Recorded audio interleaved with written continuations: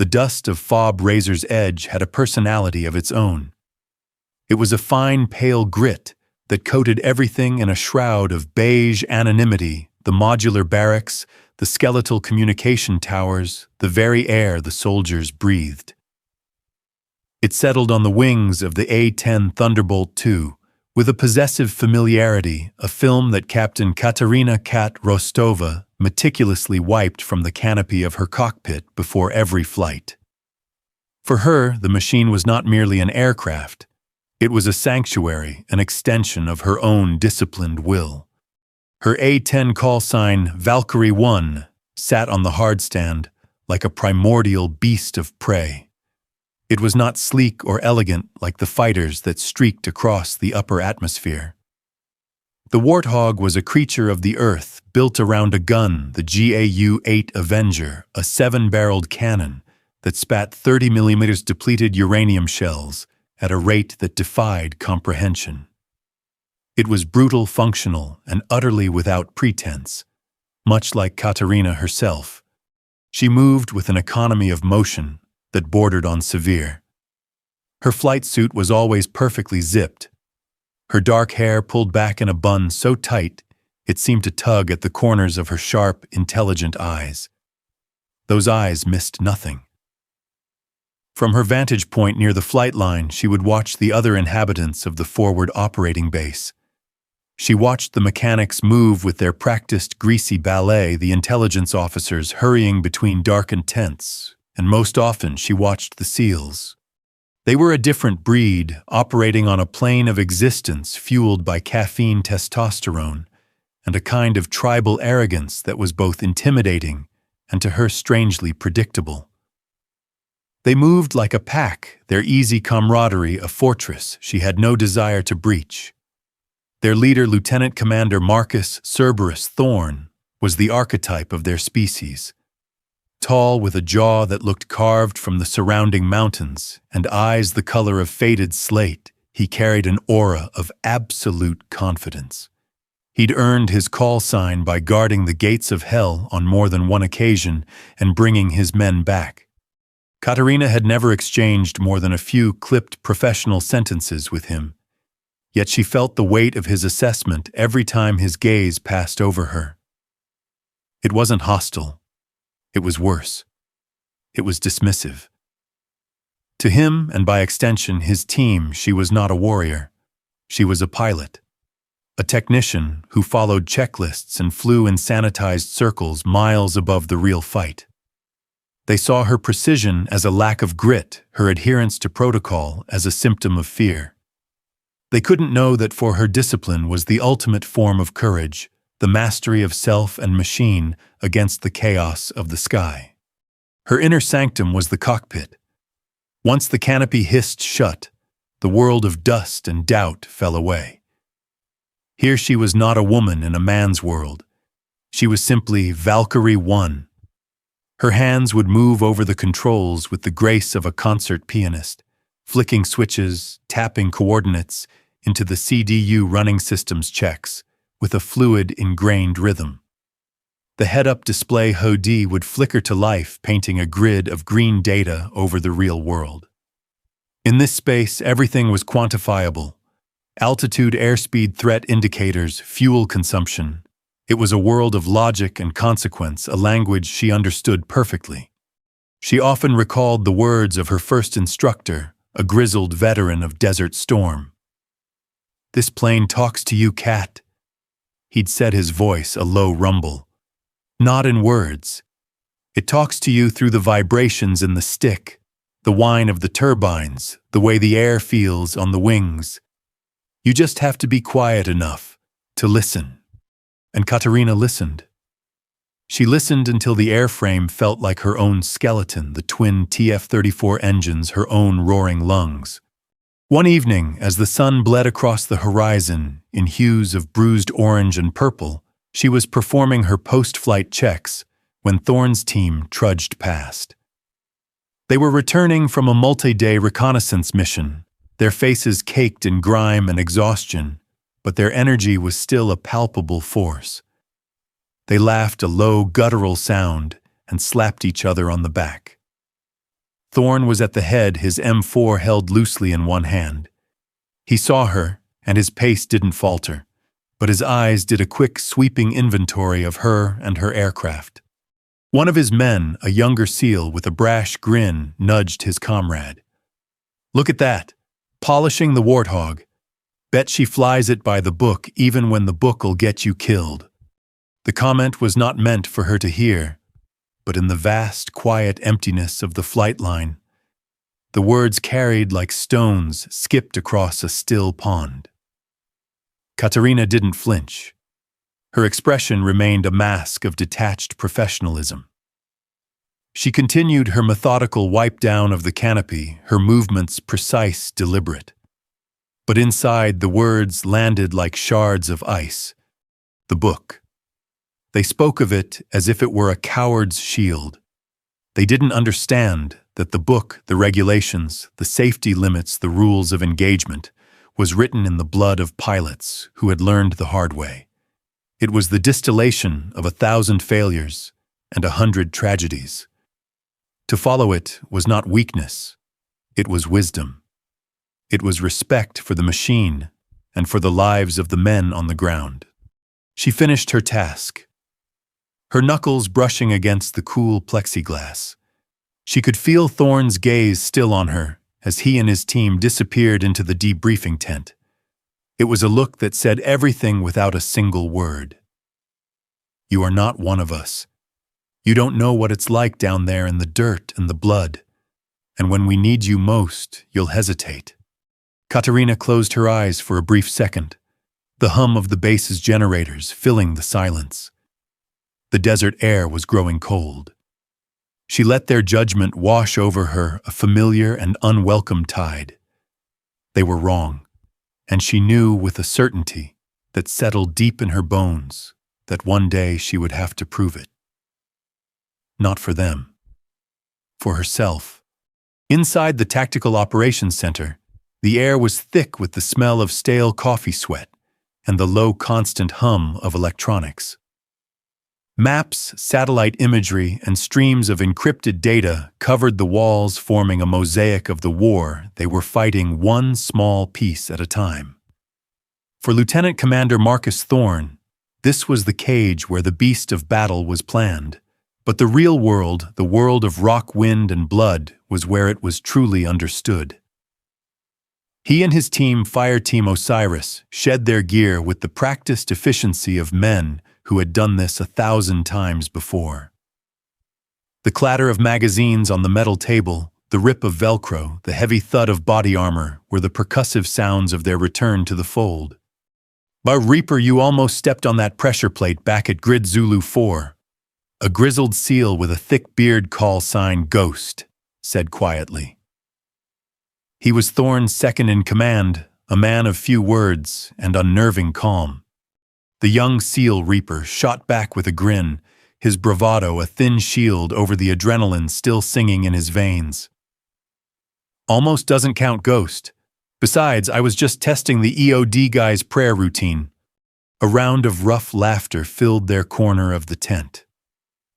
Thorne watched them, a flicker of something almost paternal in his slate-gray eyes. He saw past Reaper's swagger to the tremor in his hands as he field-stripped his rifle.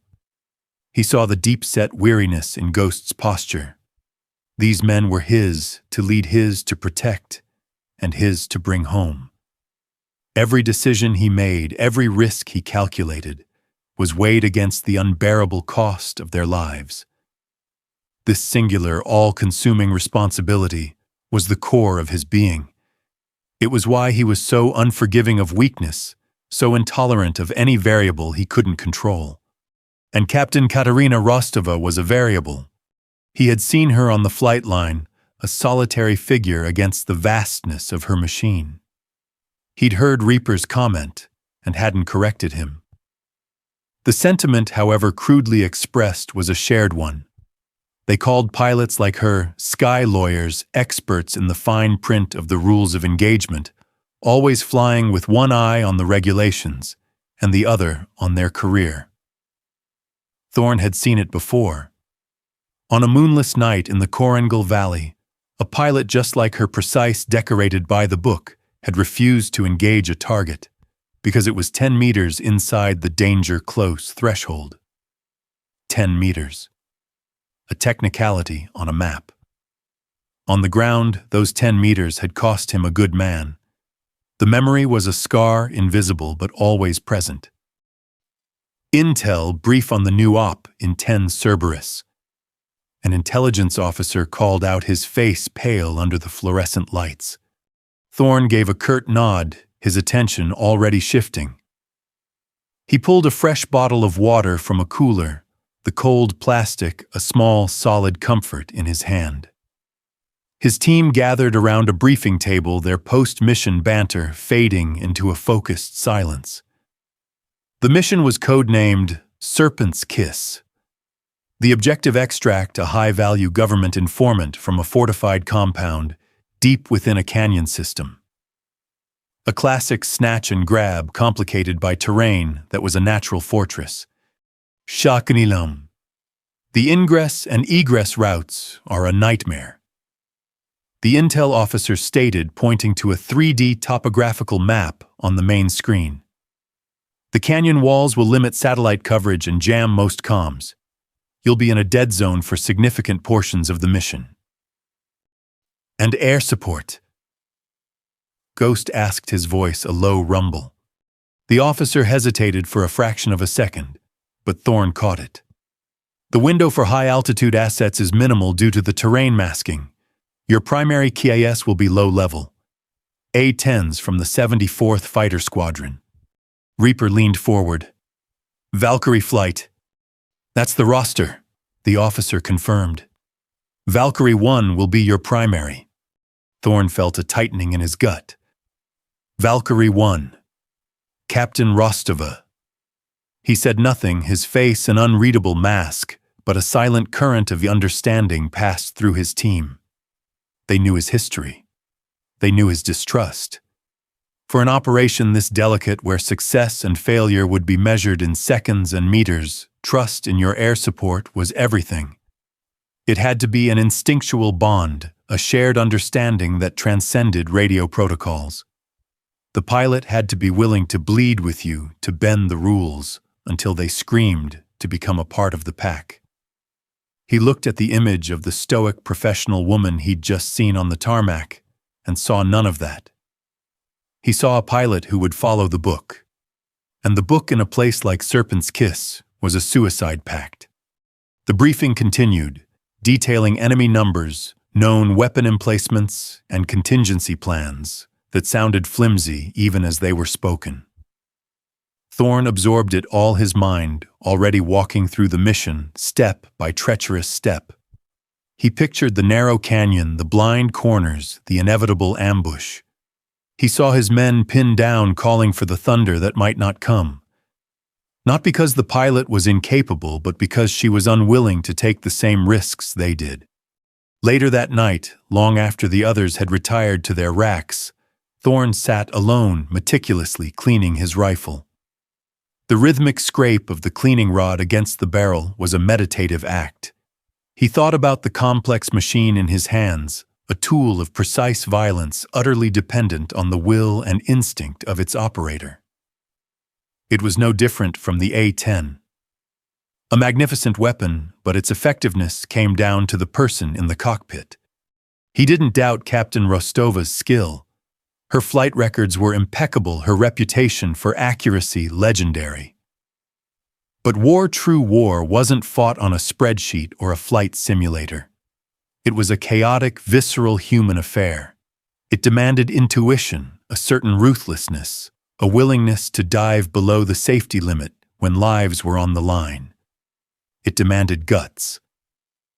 And as he stared out into the impenetrable darkness of the desert, Marcus Thorne questioned whether the woman with the cold, distant eyes truly had them. The lives of his men, his brothers, would depend on the answer. The main briefing room at FOB Razor's Edge was a sterile, refrigerated space designed to keep high-powered electronics from overheating, and it had the same effect on human interaction. The air conditioning hummed a low, monotonous tune, a stark contrast to the palpable tension coiling in the room. This was not the informal debrief of a single team. This was the full mission briefing for Operation Serpent's Kiss, and the stakes were represented by the rank insignia gathered around the central holographic table. Presiding was Colonel Hayes, the base commander, a man whose face was a roadmap of past conflicts. Captain Katarina Rostova stood near the edge of the assembly, her posture perfect. Her gaze fixed on the shimmering 3D map of the canyon system. She was the only woman in the room, a fact she had trained herself to ignore, but today it felt like a spotlight. She could feel the collective gaze of Fire Team Osiris without having to look. They were a solid, intimidating block of muscle and quiet menace with Lieutenant Commander Thorne at their center.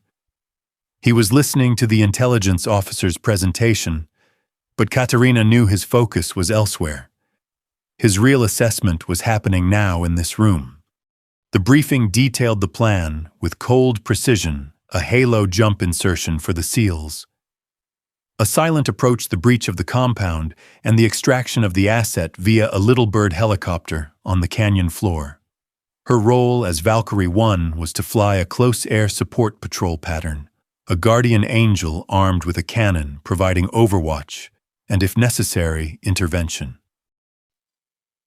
Valkyrie 1's primary responsibility will be route sanitization and blocking enemy reinforcements from the North Ridge. The flight operations officer explained, tracing a green line on the map.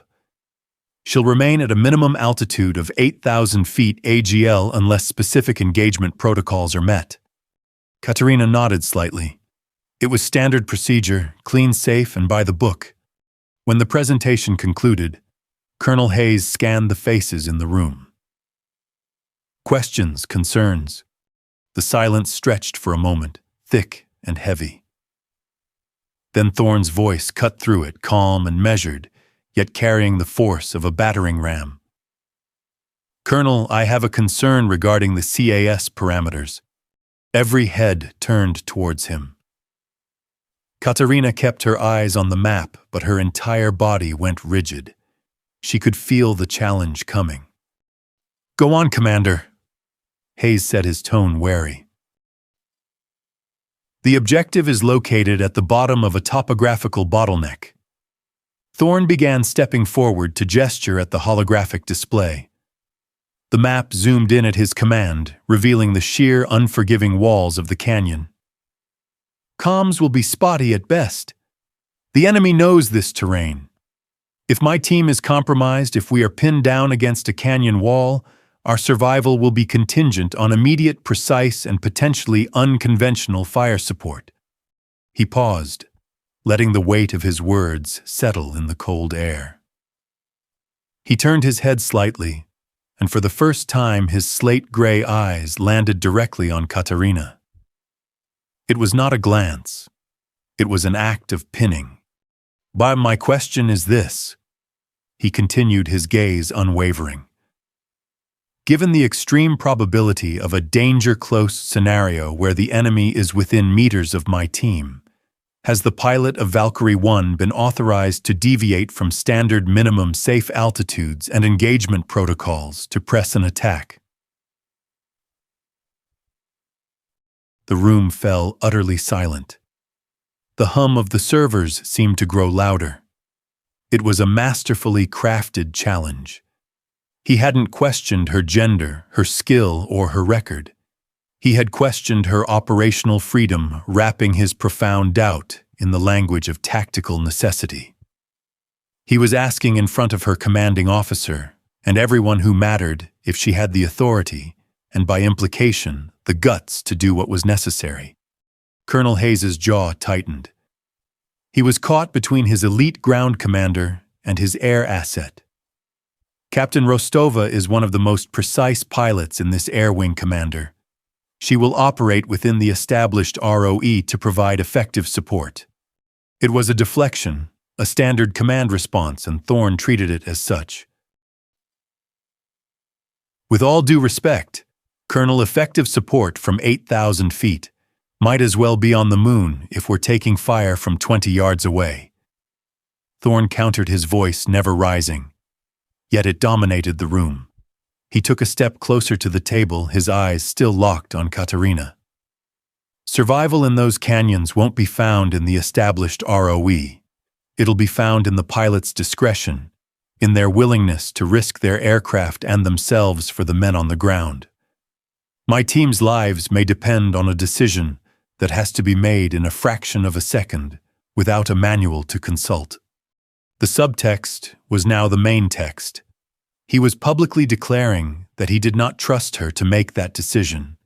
He was sowing the seeds of doubt, ensuring that if the mission went south and his team was lost, everyone in this room would remember his warning. Katarina felt a slow burn of ice and fire crawl up her spine. Years of training, of being better, faster, and more accurate than every man she flew with, all of it was being negated by one man's prejudice born from a ghost in another valley years ago. She wanted to list her qualifications, her simulator scores, the hundreds of hours she had logged in the Warthog, but she knew it would be pointless. This was not a trial of skill, it was a trial of spirit. She finally lifted her head and met his gaze. Her face was a placid mask, but her eyes, dark and deep, held his without flinching. There was no anger in them. There was no fear. There was only a cold, hard, and absolute resolve. She would not speak. She would not defend herself with words. Her response would be delivered from the cockpit of a 16-ton war machine. Her silence was a promise. Thorn held her gaze for a long moment, searching for a crack, a flicker of hesitation. He found none. He saw only a reflection of his own intensity, an unnerving stillness that he hadn't anticipated. Colonel Hayes finally broke the spell. "Your concern is noted, Commander. We are all aware of the risks. Trust your support assets. That's an order." His voice was iron. Briefing dismissed. The officers began to disperse their low conversations, carefully avoiding the charged atmosphere between the pilot and the SEAL. Thorn gave a final curt nod, not to her, but in her direction before turning to gather his team. Katarina remained in her spot until the room was nearly empty. She walked out into the blinding, dusty sunlight of the FOB. The weight of Thorn's public challenge settling on her shoulders like a lead-lined cape. He had drawn a line in the sand. Now she would have to fly over it. Hours before dawn, the flight line was a ghost town. The oppressive heat of the day had bled out into a profound, chilling cold that seemed to emanate from the very sand itself. Under the stark, lonely glow of the security lights, Katarina Rostova walked toward her A-10. The silence was absolute, broken only by the crunch of her boots on the gravel and the distant rhythmic thump of a diesel generator, the mechanical heartbeat of the base. This was her time. The quiet hours when she could commune with her machine without the weight of watching eyes. She ascended the ladder and settled into the cockpit. The seat was cold and unyielding. The air inside was stale, thick with the metallic scent of avionics and the faint, oily perfume of hydraulic fluid. For a long moment, she did nothing. She simply sat in the darkness, her gloved hands resting on her knees, allowing the silence of the enclosed space to envelop her. The confrontation in the briefing room played back in her mind, not as a memory of words, but as a feeling, a cold, heavy pressure in her chest. Thorn's gaze had been a physical force, a public indictment of her entire ethos. A page that hasn't been written yet. The phrase echoed a direct assault on the creed she had built her life around.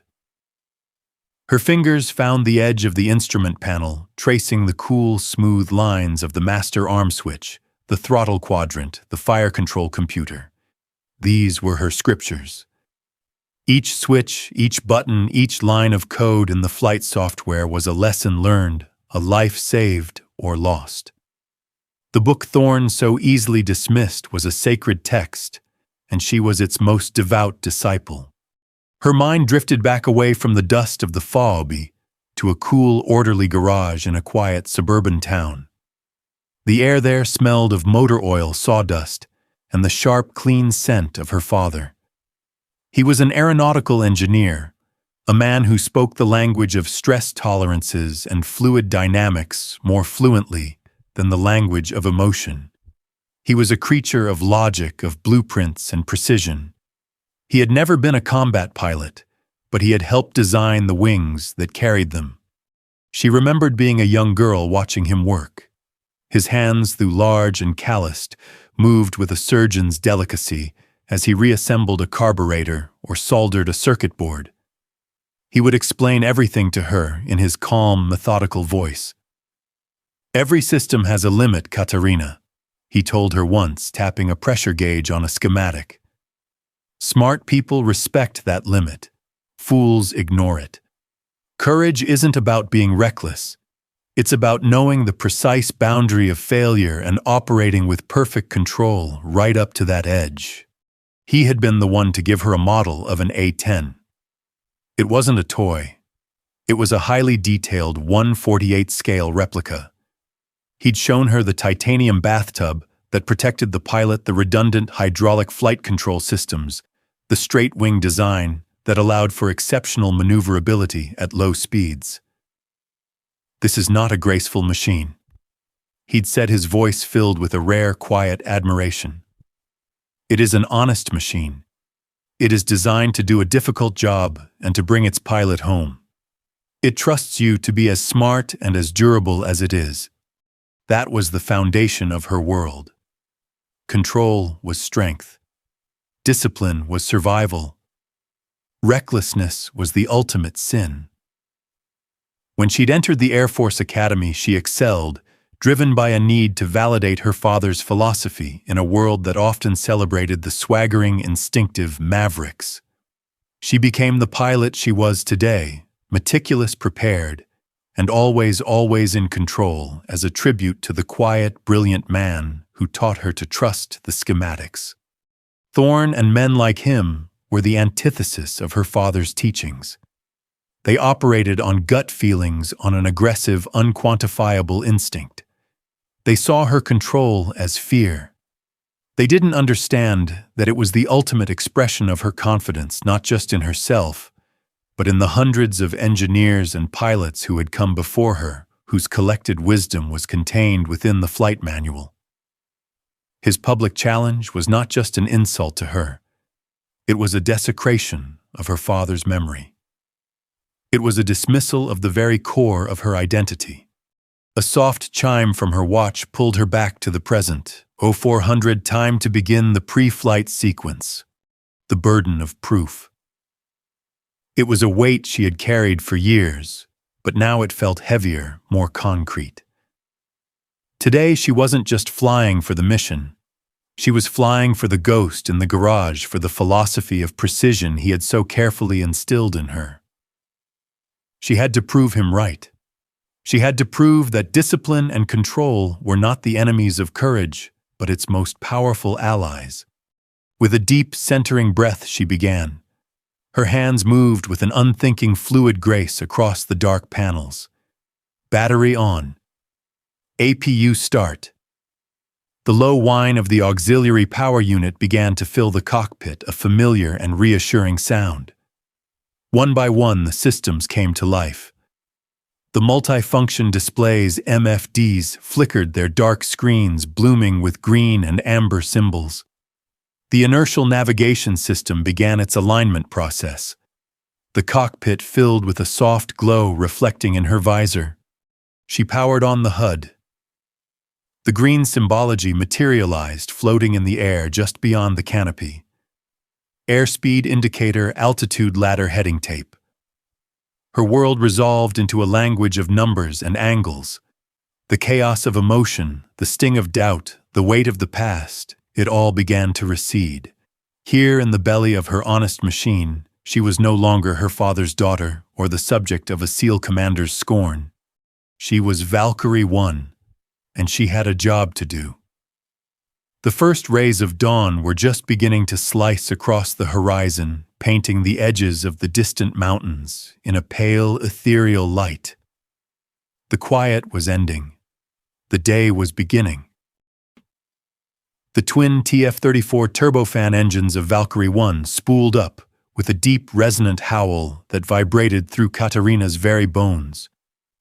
On the tarmac, the ground crew gave her a final sharp salute before scurrying away from the blast shields.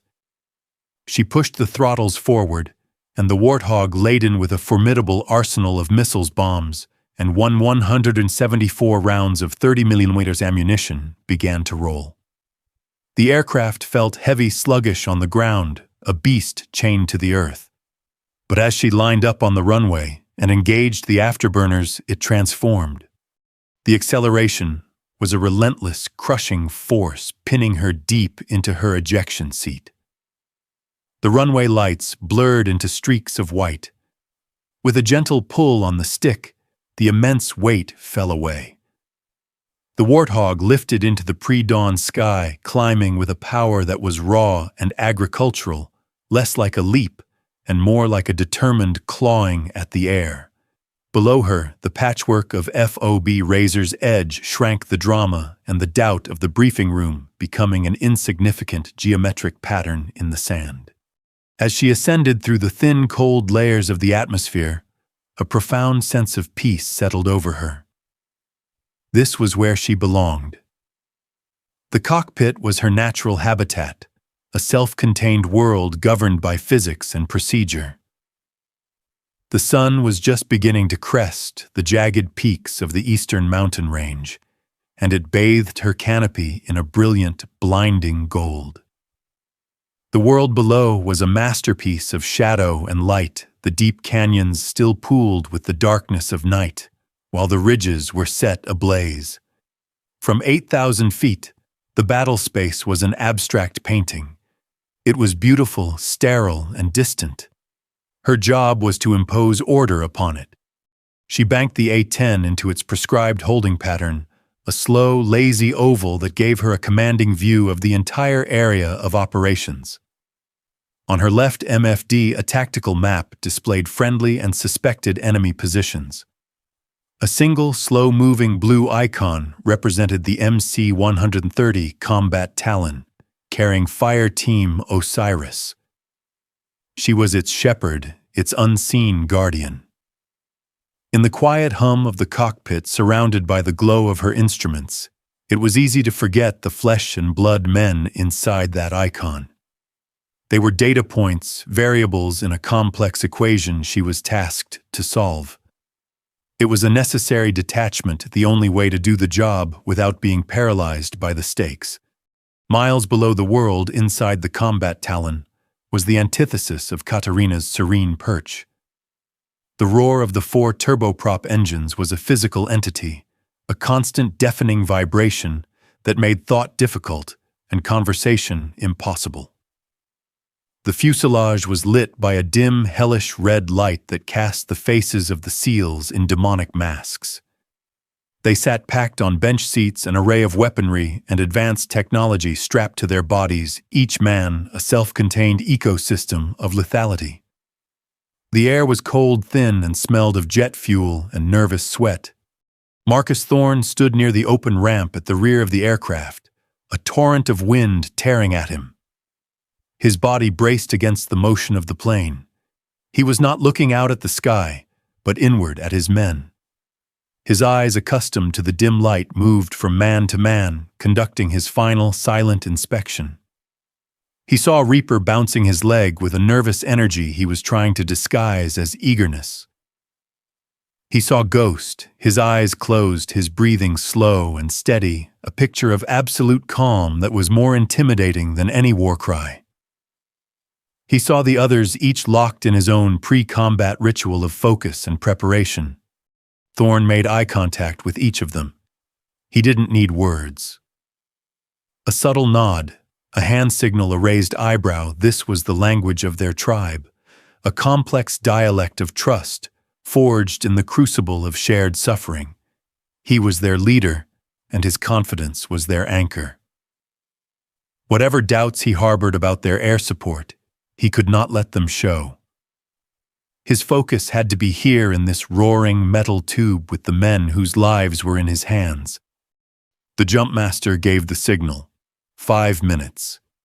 The team stood moving with fluid economy into their jump positions. They clipped their static lines, checked each other's gear one last time, their movements practiced and precise.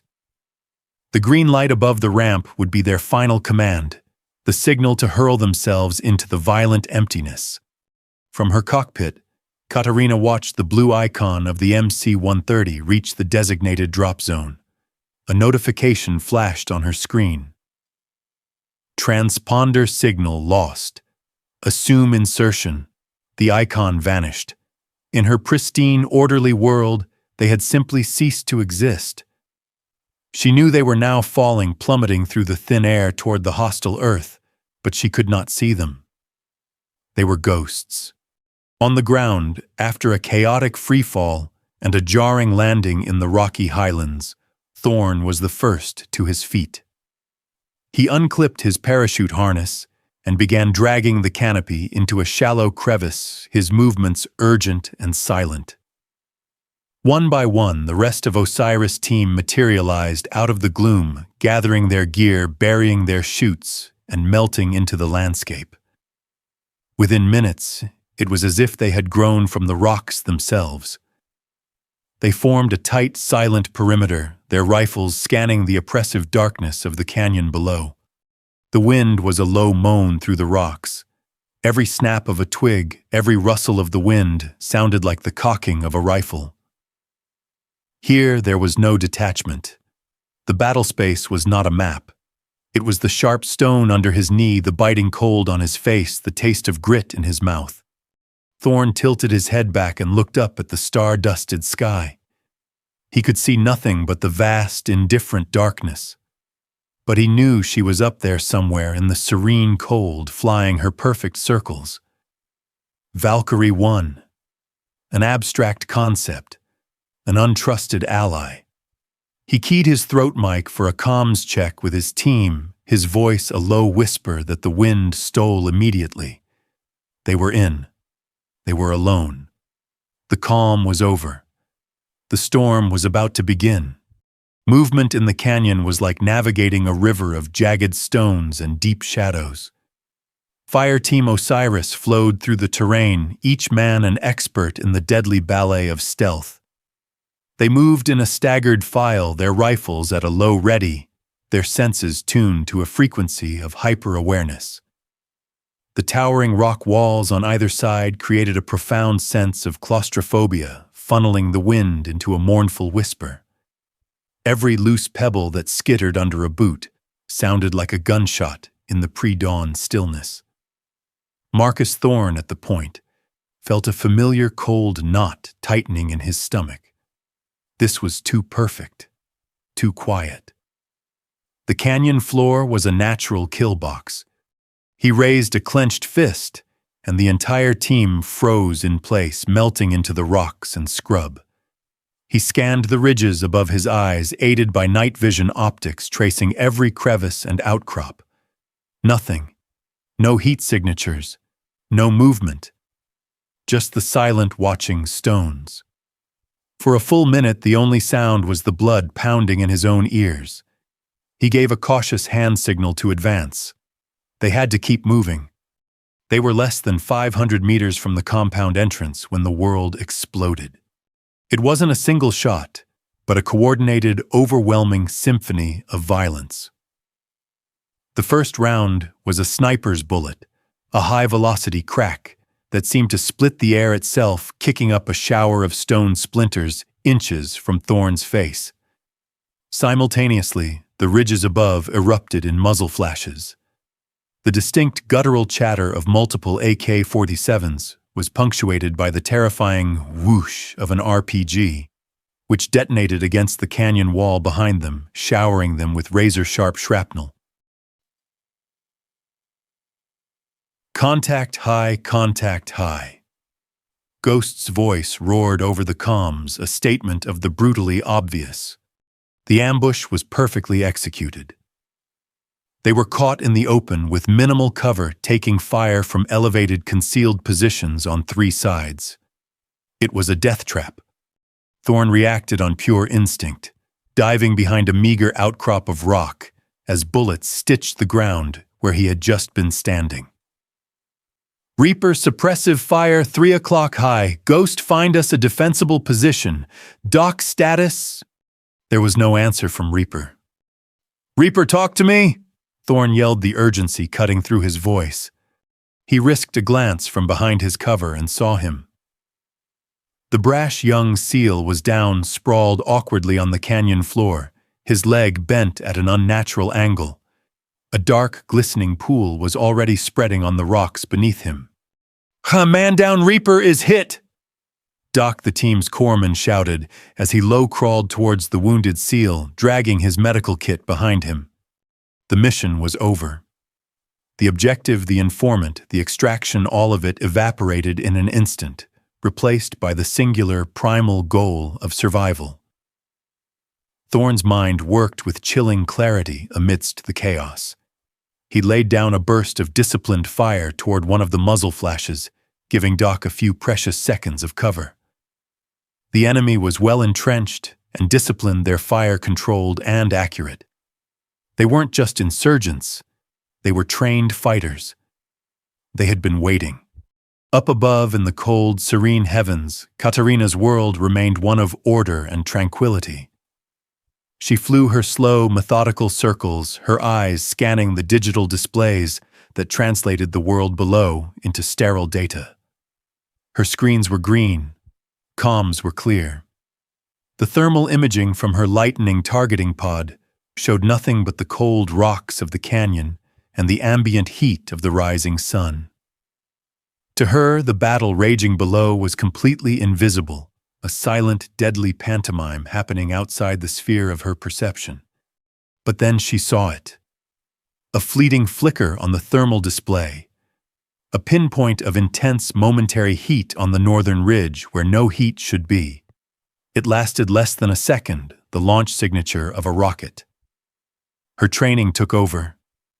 Her fingers flew across the control panel, slewing the targeting pod's camera to that precise grid coordinate and zooming in.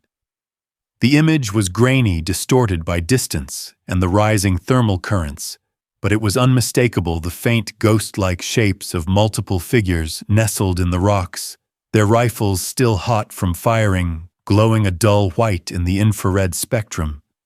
Her blood ran cold. There was a battle down there, and no one was calling her. The comms dead zone was absolute. Down in the crucible, Ghost had found a shallow cave, little more than a deep overhang in the rock face, that offered them some protection from the plunging fire. Cerberus, to me, we need to move now. Covering fire, Thorn commanded. Two of the SEALs unleashed a torrent of lead at the ridges, forcing the ambushers to keep their heads down. Thorn and another SEAL grabbed Reaper by his body armor, dragging him across the exposed ground. The young man was conscious, his face pale and contorted in agony, a tourniquet already cinched high on his thigh. They tumbled into the relative safety of the rock shelter, bringing a fresh hail of bullets down on their position. They were trapped. Doc was desperately working to stop the bleeding, but Reaper was fading. They were outnumbered, outmaneuvered, and pinned down by an enemy that held all the advantages. The walls of the canyon, that were supposed to shield their approach, had become the walls of their tomb. Thorn peeked over the edge of their cover. He could see enemy fighters beginning to move along the ridges, flowing like water, seeking a new angle, a flanking position that would give them a clear shot into the cave. They had maybe 10 minutes, 15 at most. Thorn looked at the faces of his men, grim, determined, but he saw the knowledge in their eyes. The trap had been sprung, and they were caught. The air in the rock shelter was thick with the coppery smell of blood and the acrid stench of cordite. Doc was applying a pressure dressing to Reaper's leg, his movements economical and grim, The young SEAL was semi-conscious, his teeth gritted against a pain that was beyond endurance. Outside their sanctuary, the rhythm of the firefight had settled into a deadly cadence, a burst of suppressive fire from the SEALs, answered by a sustained, overwhelming volley from the ridges above. They were bleeding ammunition at an unsustainable rate. Marcus Thorne knew they were on a timer. The flanking enemy fighters were getting closer, their shots becoming more accurate.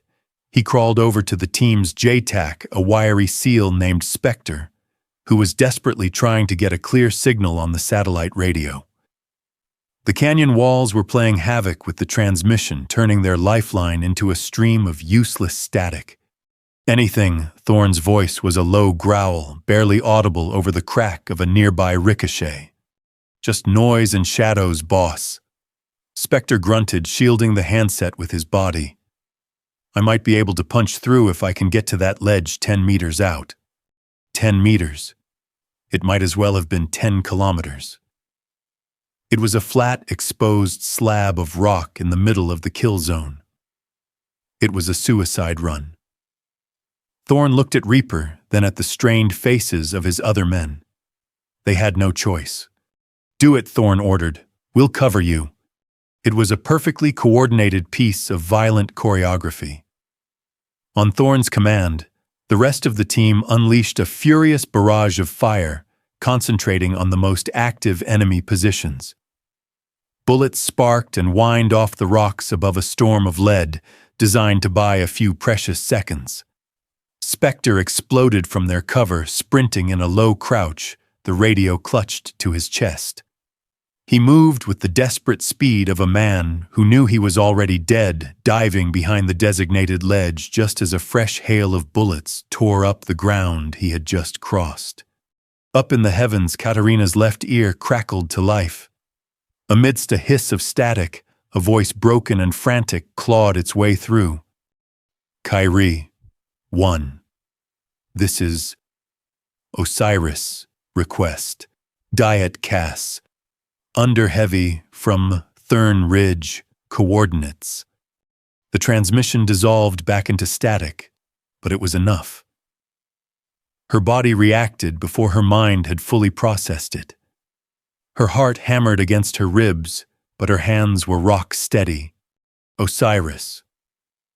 This is Valkyrie 1. I copy a broken transmission. Say again your position. How copy? Her voice was a mask of professional calm, a stark contrast to the garbled plea she had just received. Silence. Then another burst of static and a few more precious, mangled words. Danger close, cannot confirm. She had a general location from her thermal scan, the northern ridge. She had a desperate call for help. But she did not have the two most critical pieces of information, the precise location of the friendly forces and a confirmed mark on the enemy. The book, the one she had lived her entire life by, was clear. Engaging without 100% positive identification of friendlies was the gravest sin a pilot could commit. Fratricide was the ghost that haunted every KOS mission. But men were dying. She could hear it in the shredded pieces of their transmission. This was not a situation the book could adequately address. She had to act. She made a calculated decision. She would strike the enemy positions she had positively identified on the ridge far away from the estimated friendly position on the canyon floor. It was the safest, most logical option. Osiris Valkyrie 1, she broadcast, knowing they might not hear her. I have PID on multiple hostiles northern ridge. I am commencing attack run. Stand by. She banked the Warthog, her movements fluid and economical. On her MFD, she selected an AGM-65 Maverick missile. Her targeting pod was already locked onto the cluster of heat signatures that had betrayed the ambush. The green targeting bracket settled and held steady. With a soft chime, the system indicated a solid lock. She squeezed the trigger on her control stick.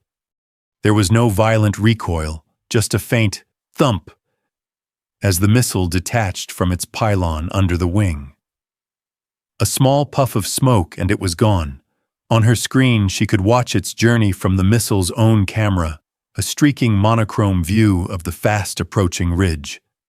It was a clean, detached, and utterly sterile way to deliver death. For the men in the canyon, the world became sound and pressure. The missile struck the ridge with a deafening roar that echoed like thunder, followed by a shockwave that slammed into them, stealing the air from their lungs. A column of fire rock and dust erupted into the sky. The enemy fire from that section of the ridge ceased instantly. For a glorious 10 seconds there was silence. "Good hit. Good hit," Spectre yelled into the radio, a brief surge of hope in his voice. "Valkyrie, that was a direct hit." But Thorne, peering cautiously over their cover, knew better. His experienced eyes scanned the aftermath. The strike had been perfect, a textbook example of precision munitions, but it had only eliminated one pocket of resistance. The enemy was dispersed in small groups all along the kilometer-long ridge. As the dust began to settle, he saw them muzzle flashes from new positions, figures moving swiftly to flank them, using the confusion of the strike as cover. Some of them were closer now, significantly closer. In her cockpit, Katarina saw the same thing. The Maverick had done its job, but it was like using a sledgehammer to kill a single wasp in a swarm. The thermal signatures were scattering, repositioning, and some were now moving down the scree slope, closing the distance to the canyon floor with alarming speed. Her single perfect by-the-book attack had been a pinprick. It hadn't saved them. It had only made the enemy angrier and more determined. The enemy was too close, too widespread for standoff weapons. The incoming fire resumed, more intense and accurate than before. Thorne ducked back as rounds chipped away at the rock above his head. Spectre's hopeful transmission had been premature. They were still trapped. The situation had not fundamentally changed. Katarina stared at the unfolding disaster on her screen, a cold dread seeping into her veins. She had followed protocol. She had executed a flawless attack based on the available data. And it had failed. The book had failed. Her father's philosophy had failed. And the men of Fireteam Osiris were going to die because of it. The aftermath of the missile strike was a fleeting reprieve, a deceptive calm before the storm intensified into a hurricane. Emboldened by the single standoff attack, the enemy pressed their advantage with renewed ferocity. They flowed down the sides of the canyon like a tide of ghosts, using every rock and crevice for cover, their movements swift and sure-footed. The fight was no longer a long-distance engagement. It was devolving into a brutal, close-quarters brawl. Grenades started to arc down into the canyon floor, exploding with concussive force that shook the seals' teeth in their skulls. A piece of shrapnel from one of the explosions caught Ghost high on the arm, ripping through his combat shirt and biceps. The stoic seal barely grunted, a string of curses hissed through clenched teeth as he twisted into a new firing position, his dominant arm now slick with blood. Their small enclave of rock was becoming a tomb, its perimeter shrinking with every passing minute. Thorne knew they had crossed a threshold. There was no escape. There was no extraction. There was only this fight here and now. Survival was no longer a matter of minutes, but of seconds. Their only hope was the Warthog, but not with missiles from a safe distance. They needed the cannon. They needed the rain of 30mm shells that pilots called God's own zipper, and they needed it right on top of them. He crawled to Spectre, his voice raw from shouting over the din. "Tell her. Danger close. Tell her the enemy is inside the wire. Give her the coordinates for that overhang 50 meters north of us." Spectre's eyes widened. 50 meters. The margin for error was non-existent. A slight miscalculation, a gust of wind, a pilot's twitch, and they would all be vaporized by the very weapon meant to save them. It was the ultimate gamble. He got the radio to his lips, his transmission a desperate scream that barely punctured the static. Valkyrie 1, be advised, we are in a close situation. I repeat, declare danger close. Enemy forces are 50 meters to our north, advancing on our position. We are taking casualties. In the cockpit, Katarina heard the two words that changed everything. Danger close. The professional detachment she had maintained shattered, replaced by a surge of pure adrenaline. This was no longer a tactical problem on a screen. This was an intimate, terrifying plea. On her targeting pod, she could see it all with sickening clarity. The heat signatures of the enemy were no longer just on the ridge. They were swarming the canyon floor perilously close to the SEAL's defensive position. She could practically see the muzzle flashes.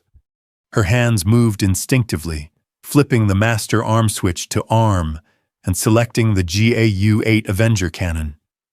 Her entire being narrowed to a single point of focus. The aircraft, the sky, her own life, none of it mattered. All that existed was the green targeting pipper on her HUD and the lives of the men below. She rolled the Warthog onto its side, preparing for the steep, aggressive dive a gun run required.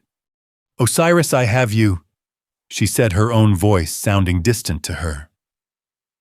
"I see your position. I am rolling in hot." Just as she pushed the stick forward to begin her descent, a new voice, cold, clear, and authoritative, cut through her headset, overriding the combat channel. "Valkyrie 1, this is Razorback Actual. Stand down." Katarina froze her hand, clenching on the control stick. It was Colonel Hayes. The talk had obviously managed to piece together the transmissions.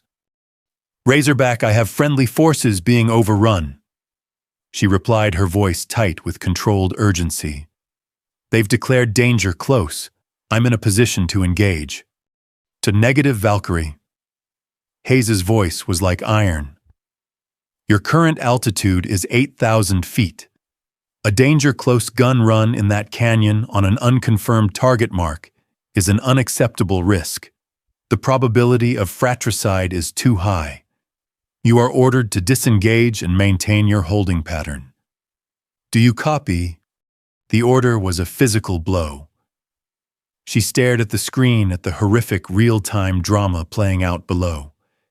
She could see the enemy fighters massing for a final assault on the SEAL's cave. She could see the smoke from their rifles. She was the only person in the universe who could stop it, and she was being ordered to watch. The logic of command, the safety of the book, the entire structure of her career screamed at her to obey.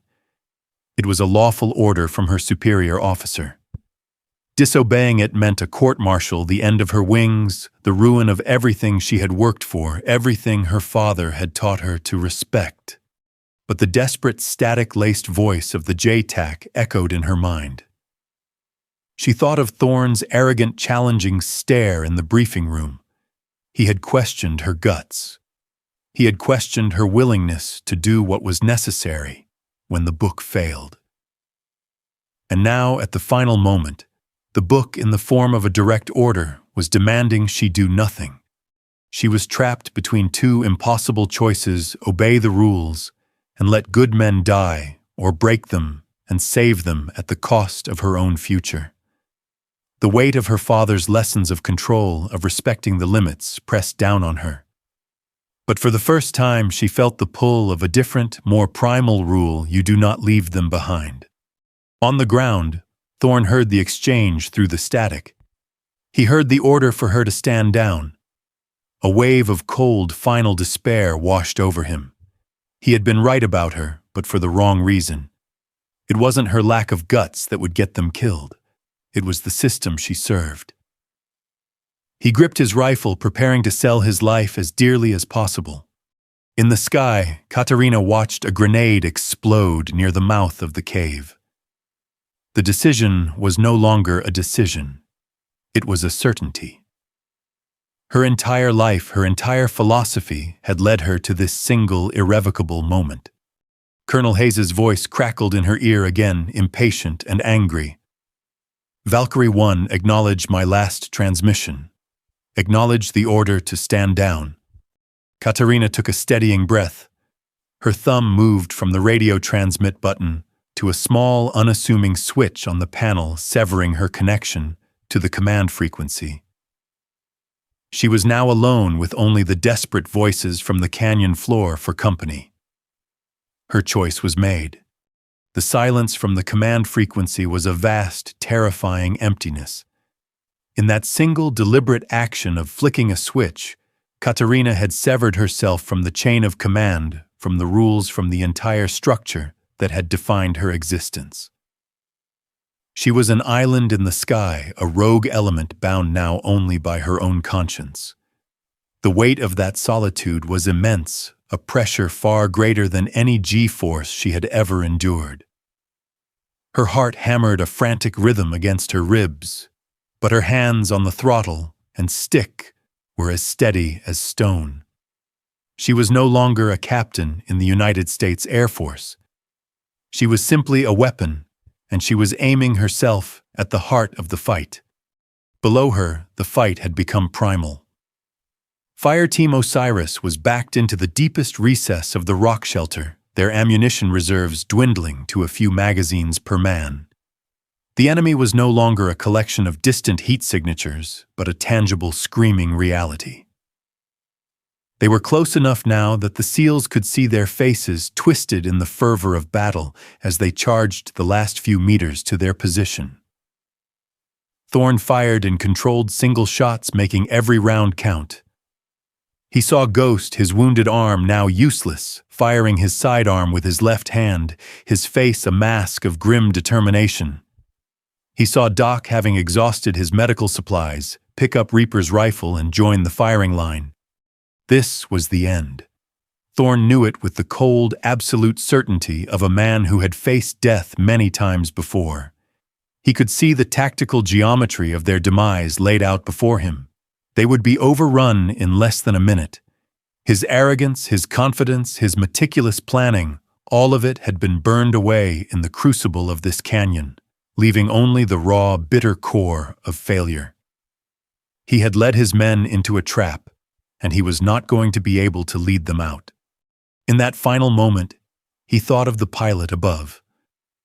The woman whose abilities he had so publicly and arrogantly questioned. She was his last resort, a hope so faint it was almost a delusion. He grabbed the radio handset from Spectre. His own throat mic was damaged, and he needed his voice to be heard through the cacophony. He pressed the transmit button, his voice hoarse, broken, and stripped of every last shred of pride. Valkyrie 1, this is Cerberus. He had to pause, sucking in a ragged breath as a fresh volley of bullets slammed into the rocks above them. They're on top of us. They're inside the perimeter. He looked at Reaper, lying pale and still at the back of the cave. He looked at Ghost, grimacing with pain, but still fighting. He made a decision, the last terrible calculation of a commander with no options left. And we are not going to make it. He said the words tasting like ash in his mouth. It was not a plea for pity. It was a statement of fact, a field report from the edge of oblivion. I am popping my last smoke. Red smoke. That is our position. A hissing plume of thick crimson smoke began to billow from the mouth of their shelter, a stark, desperate flag of surrender and defiance. The enemy is everywhere else. Thorne continued, his voice cracking with the strain. Coordinates, I am lasing a target now. It's the rock formation directly opposite us, but they are between us and it. Danger close is an understatement, Valkyrie. It's a suicide call. He let go of the transmit button for a second, firing a final desperate burst from his rifle. He keyed the mic again, his voice now a near whisper, a final testament. If you can do anything, do it now. The transmission cut out as a grenade detonated nearby, the concussion wave tearing the handset from his grasp. In the cockpit, Katarina listened to his words, and they landed harder than any order from command. This was not the voice of the arrogant SEAL commander from the briefing. This was the voice of a man watching his family die. His final broken transmission was the most profound act of trust she had ever witnessed. He was giving her his life and the lives of his men, placing them entirely in her hands. He was giving her permission to make a choice that might kill them all because the alternative was certain death. Her targeting pod instantly picked up the laser designation from Thorne's rifle, a flashing square on the rock face he had indicated. She saw the red smoke, and she saw the swarm of enemy heat signatures, a crawling, living carpet of death surging towards that plume of red.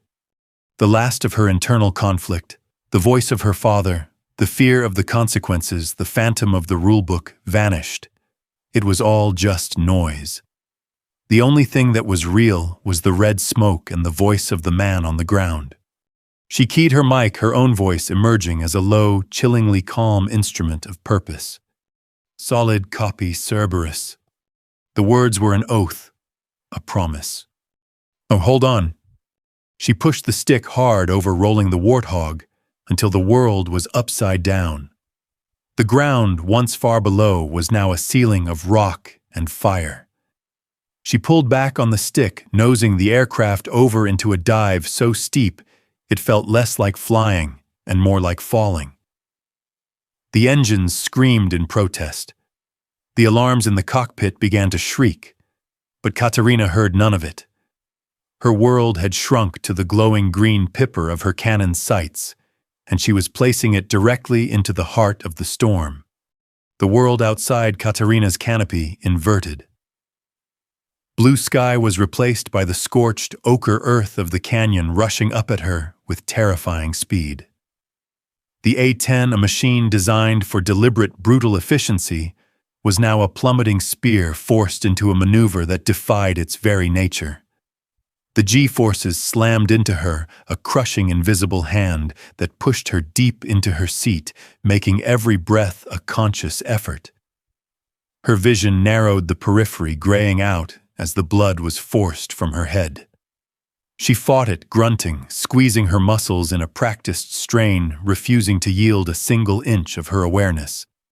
The cockpit, once her sanctuary of order, became a screaming cacophony of rebellion. A symphony of alarms, each with its own unique pitch of electronic panic, shrieked at her. A synthetic, dispassionate female voice began to chant a litany of her sins. Altitude. Altitude. A blaring horn warned of hydraulic pressure exceeding its limits. On the HUD, the numbers on the altitude display were unwinding at a dizzying rate, 7,000, 6,000, 5,000 feet. A massive flashing chevron appeared, urging her to pull up. Terrain, terrain, pull up. Every warning, every flashing light was the voice of the book she had once revered. It was the digital ghost of her father, whispering about stress tolerances and the folly of exceeding the limits. It was the amplified, furious voice of Colonel Hayes, commanding her to stand down. It was the embodiment of a lifetime of discipline now screaming at her that she was committing an unforgivable heresy. She was flying through every red line, ignoring every safeguard that had been engineered to keep her alive. But through the chaos, her focus remained absolute. She had learned discipline not just to follow rules, but to master herself. And now she used that mastery to achieve a state of perfect, rebellious calm.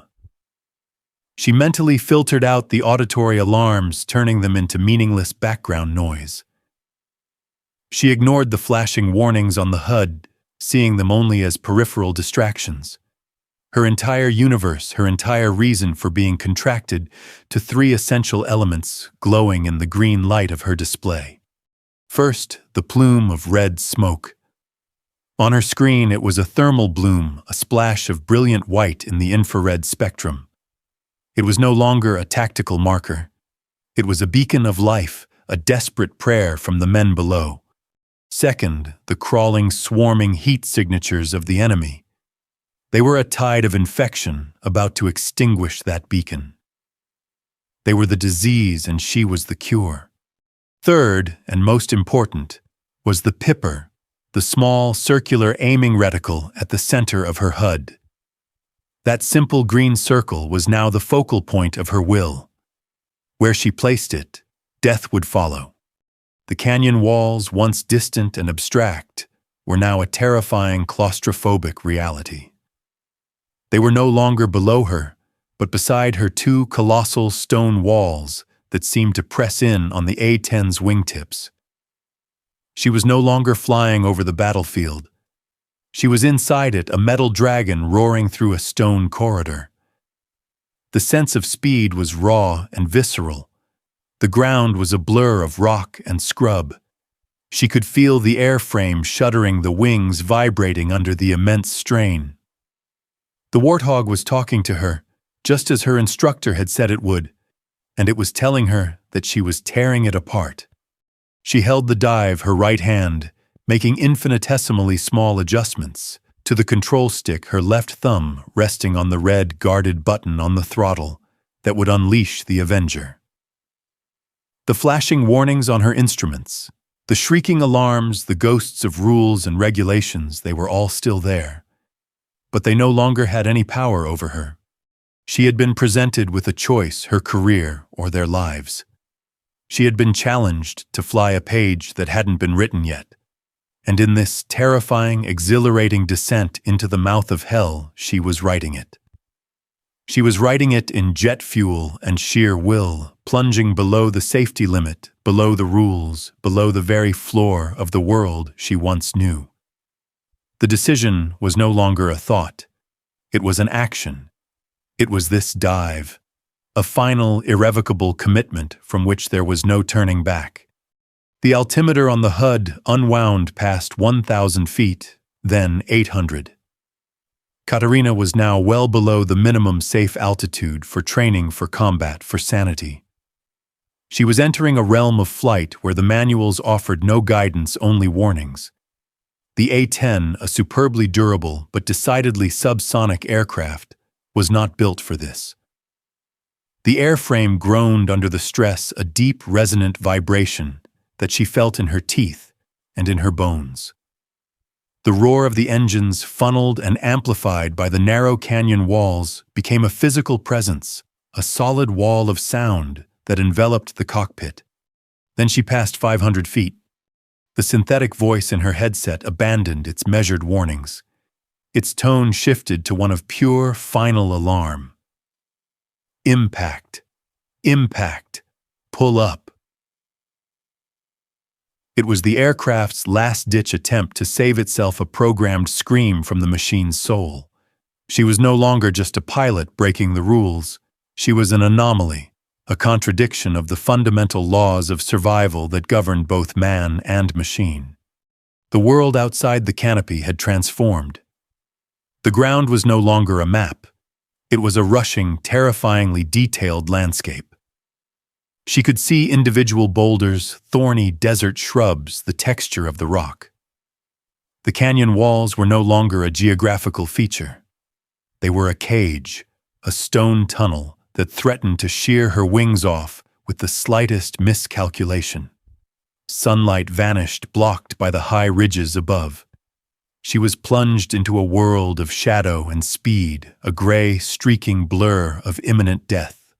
For the men of Fireteam, Osiris huddled at the back of their shallow cave, the sound came first. It was not the familiar whine of a distant jet. It was a terrifying, crescendoing shriek, the sound of the sky itself being ripped open. It was a noise that did not belong in nature. A demonic howl that echoed and multiplied off the stone walls until it seemed to come from all directions at once. "Chumming!" Ghost yelled, his first thought being an enemy mortar or a rocket. But Thorn knew better. There was a different quality to this sound, a directional mechanical fury. He risked a look out from their cover, his eyes scanning the sliver of sky visible above the canyon rim. For a moment he saw nothing. The sound grew louder, more violent, until the very ground seemed to vibrate with it. And then he saw her. The A-10 did not emerge from the sky. It tore a hole in it. It dropped out of the heavens like a bird of prey, not in a graceful arc, but in a brutal gravity-defying plunge. It was upside down then, sideways, its broad, straight wings carving the air as it spiraled down into the canyon's throat. It was wreathed in its own vapor trails, a specter of gray metal and raw power. Thorne's breath caught in his throat. His mind, honed by years of combat, struggled to process what he was seeing. This wasn't an attack run. It was suicide. No pilot would willingly fly into this narrow death trap. The aircraft was too big, the space too small. It had to be a crash. She must have been shot down. But then, as it fell below the level of the canyon rim, the Warthog leveled out its wings. Its nose, built around the 7 barrels of its immense cannon, was pointed directly down the length of the canyon. It was impossibly low, its wingtips seeming to skim the rock walls. It wasn't crashing, it was hunting. A wave of stunned, incredulous awe washed over Thorne, momentarily eclipsing the fear and desperation of the battle. The sheer, magnificent insanity of the act was breathtaking. He who had built his reputation on calculated audacity was witnessing a level of controlled, suicidal courage that dwarfed anything he had ever done. The woman he had dismissed, the sky lawyer he had scorned, was performing the single most gutsy piece of flying he had ever seen. She was not following a book. She was shredding it to pieces and setting it on fire. Back in the cockpit, Katarina was now flying below the ridges. Her perspective was that of a ground soldier, but at a speed of 300 knots.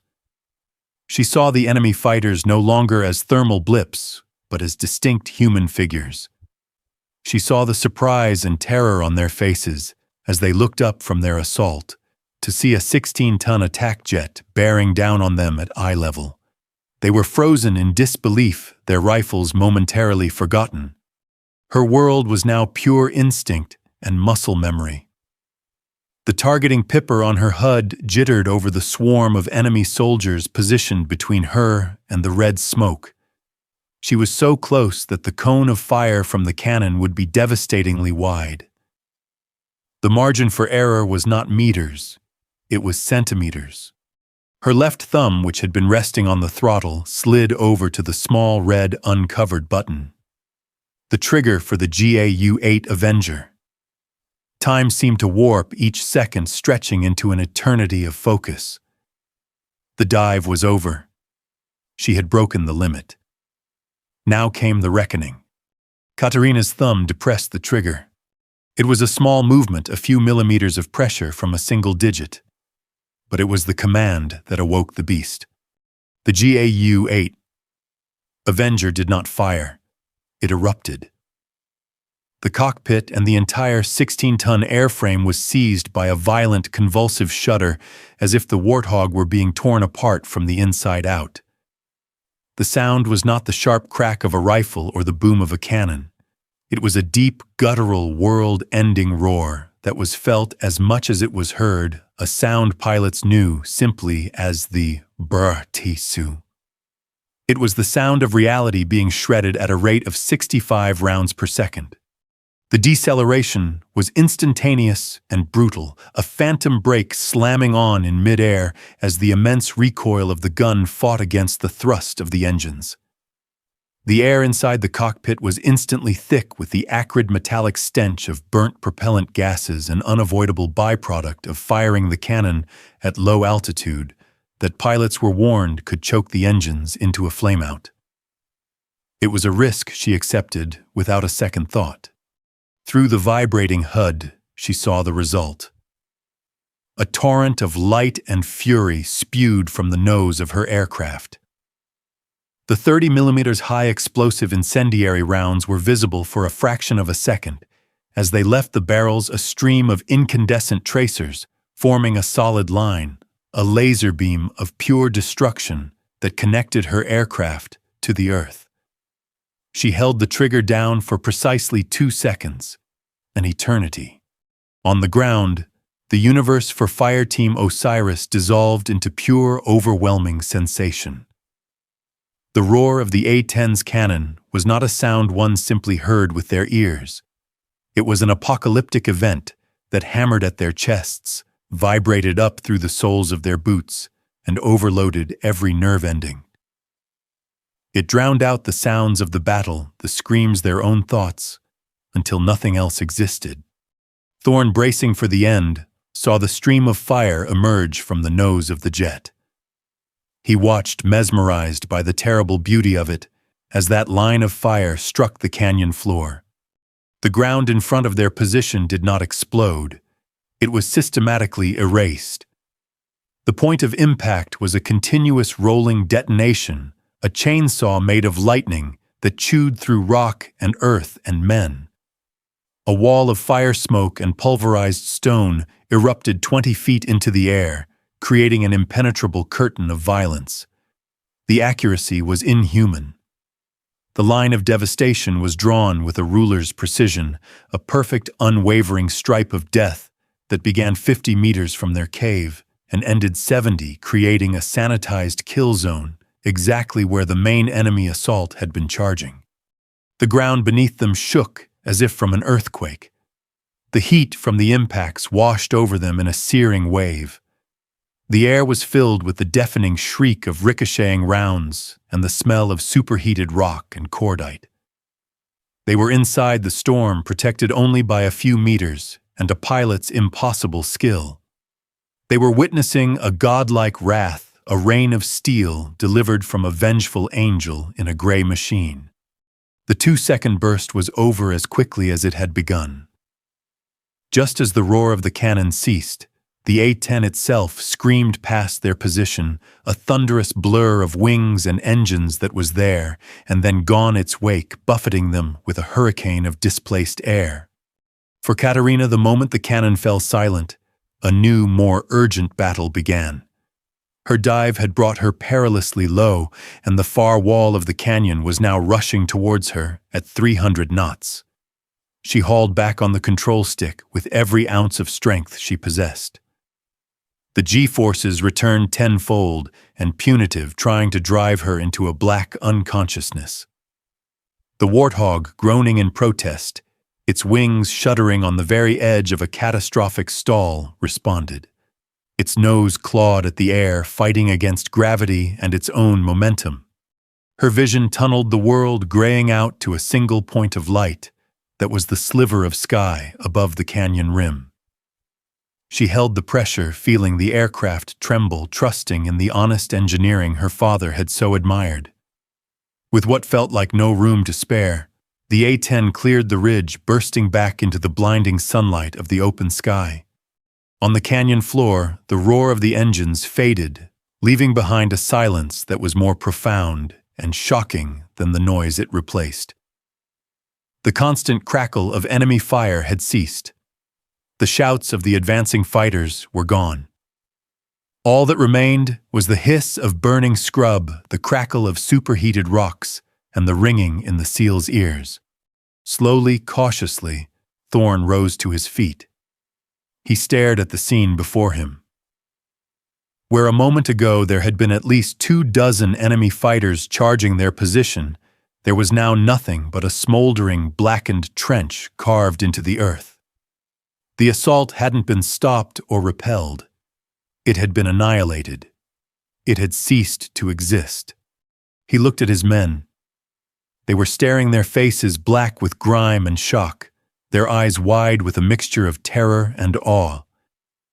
He then turned his gaze upward to the empty blue sky where the Valkyrie had disappeared. The rain of steel was over, and they were alive. Bursting back into the open sky felt like a physical rebirth. Katarina's body screamed in protest against the brutal G-forces of the pull-up, her vision swimming in a gray tunnel before color and clarity rushed back in. The sun, no longer a distant placid star, was a blinding furnace through the canopy. The A-10, which had been a creature of the shadows, was once again a vessel of the light. The alarms in the cockpit fell silent one by one as she leveled off their absence, leaving a silence that felt heavier and more profound than their frantic shrieking. Her hands, which had been welded to the controls with inhuman steadiness, began to tremble. A deep, shuddering tremor ran through her arms, a delayed reaction to the adrenaline that had saturated her system. Sweat stung her eyes, tracing clean paths through the grime on her temples. She took a ragged, desperate breath, then another, forcing the air deep into her lungs, fighting to regain the iron control that had just deserted her. Her training, a lifeline of ingrained procedure, took over. Her eyes blinking away the spots of light, began a methodical scan of her instruments.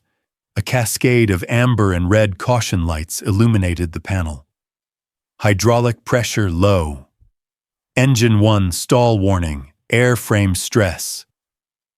The Warthog was wounded, battered by the impossible maneuver she had forced it to perform.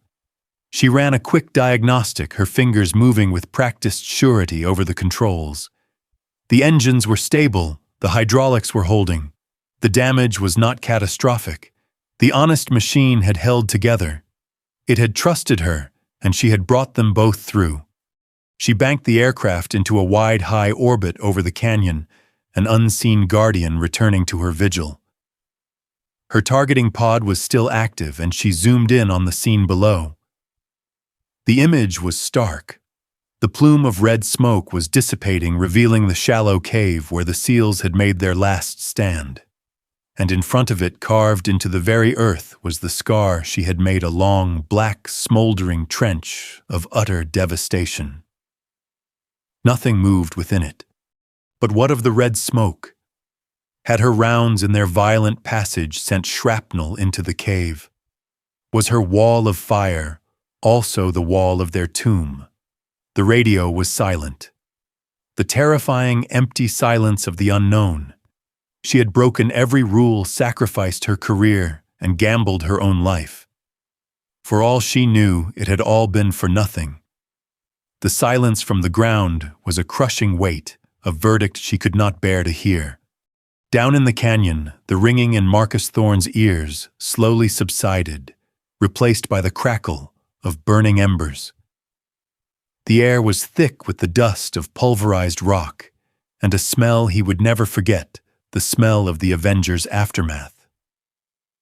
He pushed himself to his feet, his body aching, his movements slow and clumsy, like a man waking from a nightmare. He walked as if in a trance to the edge of the line she had drawn. It was not a crater from a bomb. It was a trench of systematic annihilation. The power that had been unleashed here was absolute, almost biblical. It was a testament to a skill so profound it bordered on the supernatural. He looked at the edge of the impact zone, mere meters from where he had been standing. There was no margin for error in what she had done. There was only perfection. The arrogance he had carried into this mission, the professional disdain, the deep-seated doubt, it all felt like the foolishness of a child. He had stood on the ground and judged the sky. He had questioned her guts, and in response, she had shown him a courage so total it humbled him to his very soul. He saw Spectre fumbling with the radio handset, his hands shaking too badly to operate it. Thorne walked over and took it from him. The plastic was warm. He looked at his men. Doc was with Reaper, whose eyes were now open, dazed but alive. Ghost was clutching his bleeding arm, but he gave Thorne a slow, deliberate nod. They were all alive. Battered, bloody, and deafened, but alive. He pressed the transmit button. He had no words prepared. What could a man say to the thunderbolt that had spared him? "Thank you," was a pathetic, inadequate phrase. Formalities were an insult. He let out a long, ragged breath. He hadn't realized he'd been holding the sound, a mixture of exhaustion, shock, and profound relief. The sound crackled in Katarina's helmet. A single human breath. Her entire body went rigid. Then came Thorne's voice, raspy and low, stripped of everything but a raw, incredulous awe. "Good shooting, Warthog." He paused, and she could hear another shaky intake of air. "God, good shooting." The relief that washed over Katarina was a physical wave so powerful it buckled her. She slumped back in her seat, the rigid posture she had maintained for hours finally breaking. Her head fell back against the headrest, and she closed her eyes for a single fleeting second. The tension, the fear, the terrible weight of uncertainty, all of it drained away, leaving her utterly spent but whole. They were alive. It had not been for nothing. She took a steadying breath, her own professionalism a comforting shield to pull around herself. She keyed her mic, her voice miraculously steady, though a slight tremor betrayed the storm of emotion she was holding back. "Solid copy, Cerberus. I read you. Report your status. Are there any remaining hostiles?" The mission was not over. The consequences were still waiting for her on the ground. But in that moment, in that simple, profound exchange between the sky and the ground, a new unspoken truth had been forged in fire and thunder. And for now, that was enough. The flight back to FOB Razor's Edge was a journey through a strange, suspended reality. The sky was a placid, indifferent blue. The sun was warm on the canopy. Below, the mountains and deserts scrolled past, their features rendered peaceful and mundane by altitude. It was impossible to believe that in one of those canyons just an hour ago, the world had been torn apart by fire and thunder. The violent, life-altering clarity of combat had faded, replaced by the cold, quiet hum of the avionics and the weary thrum of the damaged engines. Adrenaline had been replaced by a profound, bone-deep exhaustion. Katarina flew with a detached precision, her hands guiding the wounded Warthog with a gentle, steady touch. The amber caution lights on her dash were a constant, silent accusation, a physical record of the rules she had shattered. She did not feel regret. She did not feel triumph. She felt only a great hollow stillness, the quiet that comes after a storm has passed, leaving the landscape irrevocably changed. She had made her choice, and now all that was left was to pay the price. She spent the long flight composing her report in her head, not a justification, but a simple, factual account of her actions. Her landing was perfect. Despite the hydraulic warnings and the aerodynamic stress the airframe had endured, she brought the A-10 down on the tarmac with a kiss of rubber so gentle it was almost imperceptible. It was her final act as a pilot, a last quiet testament to the skill she was about to surrender. But the reception was not the usual organized bustle of the ground crew. As she taxied toward her designated hardstand, she saw them. 2 security police airmen, their M4s held at a low ready, stood waiting. Beside them, his arms crossed tightly over his chest, was Colonel Hayes. His face was a thundercloud, his jaw set so tight it looked like it had been carved from granite.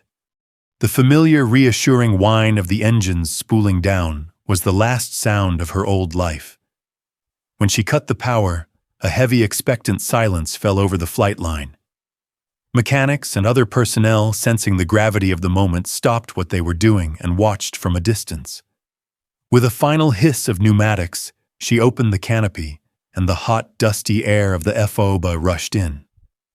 For a moment, she just sat there, breathing it in, fixing the image of the sky above her in her memory. She unstrapped herself and descended the ladder with a deliberate, unhurried grace.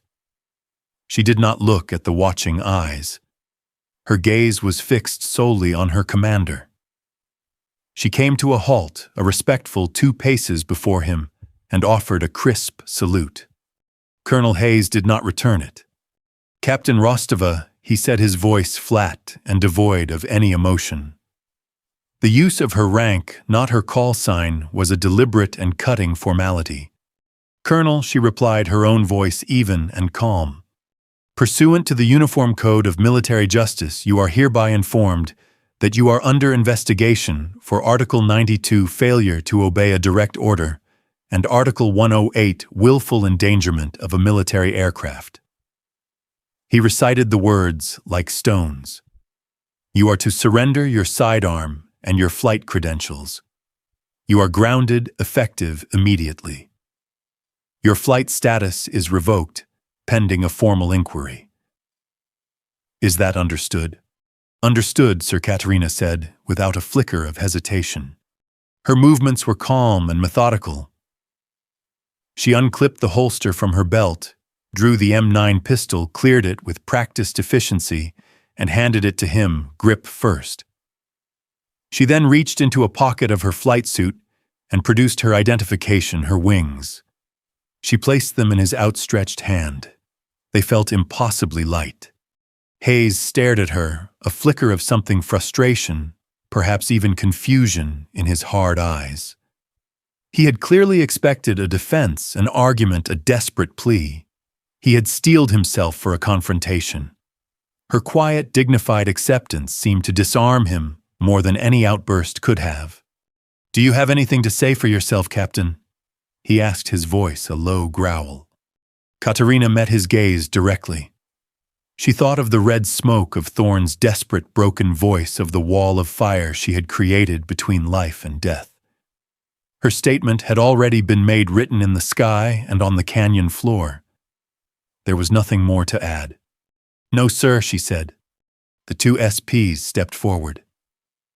"Ma'am, you'll come with us," one of them said, his voice respectful but firm. She fell into step between them, and they began the long, silent walk from the flight line. She did not look back at her A-10, her honest machine, now sitting abandoned and wounded on the tarmac. She walked with her back straight and her head held high past the silent, staring faces of her peers.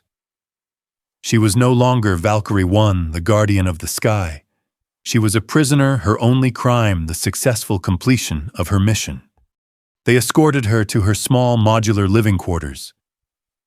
"You are to remain here until summoned, Captain," the airman said. "A guard will be posted outside." She nodded and stepped inside. The door closed behind her with a soft, final click. The room was small, Spartan, and had until this morning been her private space. Now it was a cell. She sat down on the edge of her simple cot, the springs groaning under her weight. The silence was absolute. In this quiet, sterile box, the roaring, violent chaos of the canyon felt like a dream. But the weight of her choices and their consequences was undeniably real. She felt no regret, only a profound and stoic sense of completion. She had flown the mission, she had saved the men, and now she would face the reckoning. Alone.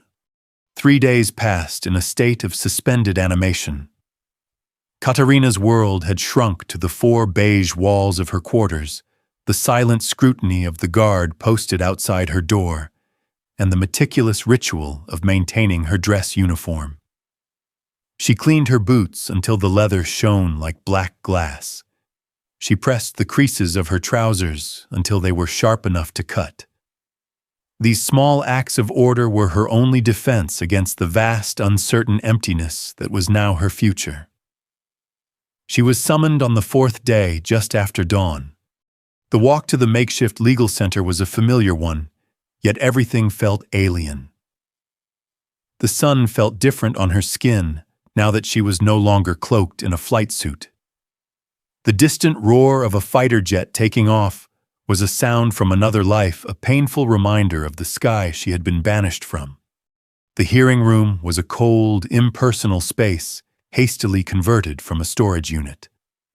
A long folding table served as the bench for the investigating officer, a grim-faced lieutenant colonel from JAG Corps, who looked at her as if she were a malfunctioning piece of equipment.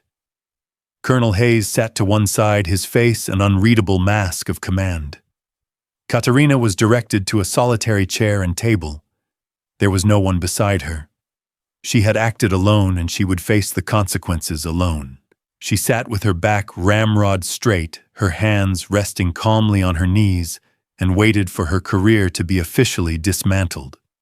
The investigating officer cleared his throat, shuffling a thick file that contained the entirety of her professional life. Captain Katarina Rostova. He began, his voice dry as the desert outside.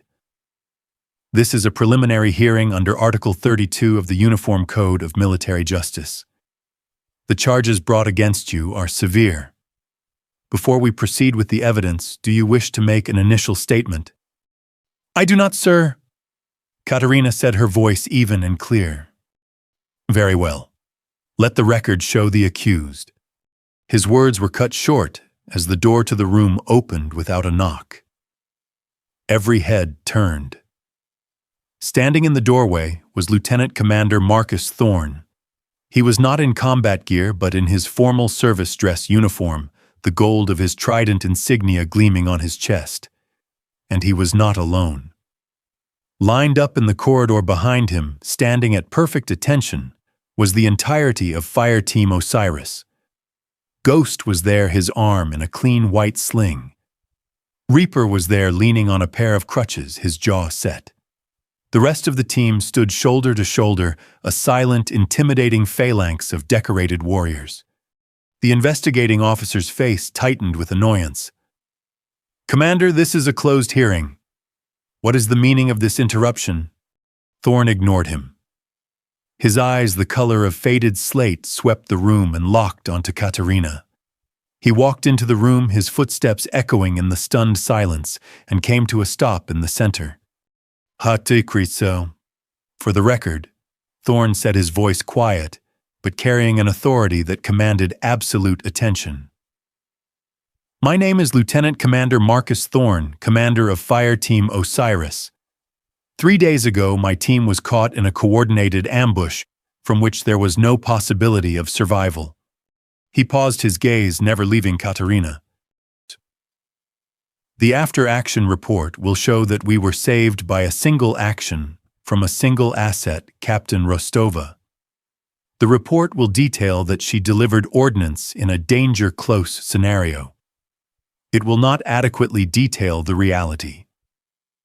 The reality is that Captain Rostova, in an act of supreme airmanship and singular courage, flew her aircraft into a fortified canyon at near zero altitude to deliver fire on an enemy that was actively overrunning our position. He took a step closer to her table. The report will also show that this action was taken in direct violation of a stand-down order from Colonel Hayes. That is a fact. It is also a fact that had she obeyed that order, I would not be standing here. I would be a name on a casualty list, along with every man on my team. I formally requested that danger-close engagement. I accepted the risk. The survival of my men was her responsibility in that moment, and she met it. Any consequences that arise from this action are mine to bear, not hers. Having finished his official statement, he broke protocol entirely. He walked the final few paces until he stood directly before her table. The air was thick with unspoken words. The entire machinery of military justice seemed to hold its breath. He did not offer a salute. He did not say thank you. He did not smile. He simply stood there, and for the first time she saw him not as a commander, not as a SEAL, but as a man. And in his eyes, she saw the complete and total annihilation of his former judgment, replaced by a deep, humbling, and absolute respect. It was a respect forged in the thunder of her cannon, a silent acknowledgement that passed between two warriors who had been to the edge and back. He gave her a single, sharp, decisive nod. It was not a gesture of pity or of gratitude. It was a gesture of profound, unequivocal recognition. It said everything he could not articulate. I was wrong. You were right. You are one of us. Katarina felt the rigid iron control she had maintained for days threaten to crack. This was the only verdict that mattered. This quiet, solemn gesture was worth more than any medal, and it was a balm for the sting of any punishment that might come. She met his gaze, and with a stillness that mirrored his own, she returned the nod. Thorn held her gaze for a second longer, then turned on his heel and walked out of the room. His team parted to let him pass, and then followed, leaving behind a silence filled with the weight of their testimony. The investigating officer stared speechless at the empty doorway, then down at the file in front of him. The neat, orderly lines of the case against her had just been irrevocably blurred. The future of her career remained an unknown variable. But as Katarina sat alone in the quiet room waiting for the proceedings to resume, she knew she had already received her judgment and her reward. It was not found in a rulebook or a commendation. It was found in a SEAL commander's nod, and it was enough. 6 months later, the sky is a different color. Here in the vast, quiet expanse of the high desert, it is a pale, washed-out blue, a stark contrast to the bruised indigo she remembered from 8,000 feet. Katarina leans against the wire fence of a small, dusty airstrip where weekend hobbyists fly their Cessnas and Pipers. She is in civilian clothes, worn jeans, a simple cotton shirt. The only hint of her past is the precise, disciplined way she stands, a posture of command that has become an inseparable part of her. The official verdict from the hearing had been a masterpiece of bureaucratic compromise. In light of Commander Thorne's unwavering testimony, a court-martial was avoided. But a line had been crossed, a direct order disobeyed. For the sake of the chain of command, a price had to be paid. She was honorably discharged, her wings clipped not with shame, but with a quiet, regretful finality. Her service record was sealed, a story of quiet excellence ending in a single spectacular act of defiance. She feels no bitterness. A small, single-engine plane sputters to life down the runway, its propeller a shimmering disk in the late afternoon sun. She watches it climb a slow, laborious ascent into the immense emptiness. She no longer feels the visceral urge to be up there. She had flown her one true flight, the one that mattered, where she had pushed an honest machine and her own soul to their absolute limits. Everything else would have been an echo. Last week, a small, heavy package had arrived at her post office box. There was no return address, only a postmark from Coronado, California. Inside, nestled in a bed of foam, was a meticulously detailed hand-painted model of an A-10 Thunderbolt II. It was weathered with the exact scorch marks and dust patterns of an aircraft stationed at FOB Razor's Edge. Tucked beneath its port wing was a small folded piece of paper. It contained a single word, written in a strong, clear hand: Valkyrie. She looks up now as the little plane becomes a speck in the vastness. She thinks of the silence after the roar and of a quiet, decisive nod in a sterile room. Her career was a price paid, not a life lost.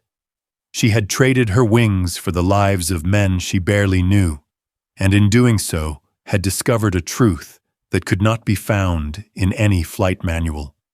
A faint, knowing smile touches her lips. She is no longer a captain.